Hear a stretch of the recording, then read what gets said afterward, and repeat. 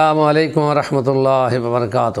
بسم اللہ الرحمن الرحیم۔ یوم یجمعکم لیوم الجمع ذالک یوم التغابن ومن یؤمن باللہ ویعمل صالحا یکفر عنہ سیئاتہ ویدخلہ جنات تجری من تحتہا الانہار خالدین فیہا ابدا ذالک الفوز العظیم۔ قال النبی صلی اللہ علیہ وسلم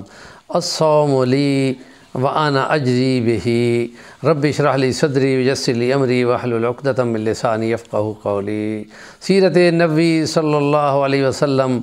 اور عبادات کے عنوان کو ہم دیکھ رہے ہیں، اور اس میں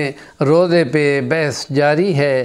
اور یہ رمضان المبارک کی خاص ساعتیں ہیں، برکتیں ہیں۔ اور کل کے پچھلے ولاگ میں ہم نے یہ بولا تھا کہ 13 گھنٹے یا 14 گھنٹے یا 17 گھنٹے کے اس روزہ میں 3 گھنٹے بہت ہی اہم ہیں، عبادت کے اعتبار سے، قبولیت کے اعتبار سے،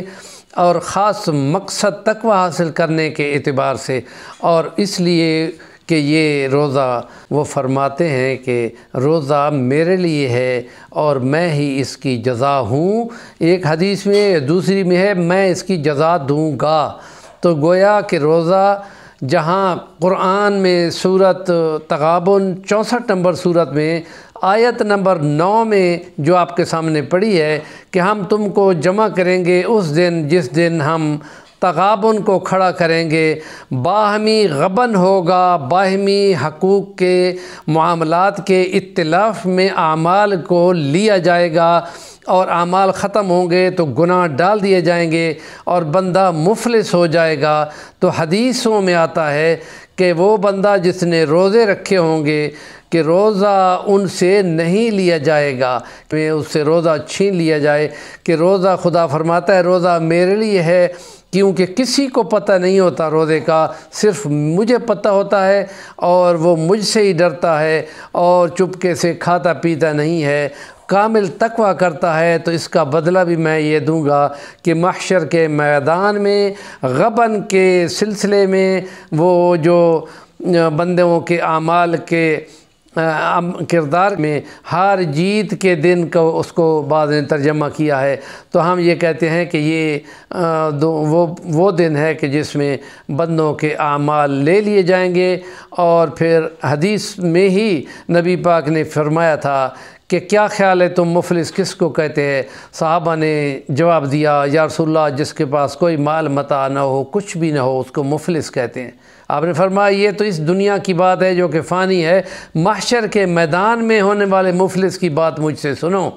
کہ جو بہت اعمال لے کے آئے گا لیکن کسی کا حق مارا ہوگا، کسی کو چمیٹ ماری ہوگی، کسی کی بے عزتی کی ہوگی، کسی کی ہتک کی ہوگی، کسی کا مال کھایا ہوگا، تو بدلے میں اس سے تمام اعمال لے لیے جائیں گے، اور پھر وہ اگر لینے والے زیادہ ہوئے تو ان کے گناہ اس پر لاد دیے جائیں گے، تاکہ ان کے وزن قیامت کے محشر کے میدان کے ترازو میں ان کے گناہ کم ہو جائیں، تو ان کے جو نیک اعمال ہوں گے وہ وزنی ہو جائیں گے۔ تو اس لیے اس کو تغابن والا دن کہا گیا ہے۔ ہم یہ حدیث بیان کر رہے ہیں کہ نبی پاک نے فرمایا کہ روزہ تو میرے لیے ہے اور میں ہی اس کی جزا ہوں، وہ نہیں لینے دے گا۔ لیکن ہم یہ کہتے ہیں کہ اللہ کا قرآن جہاں بول گیا ہو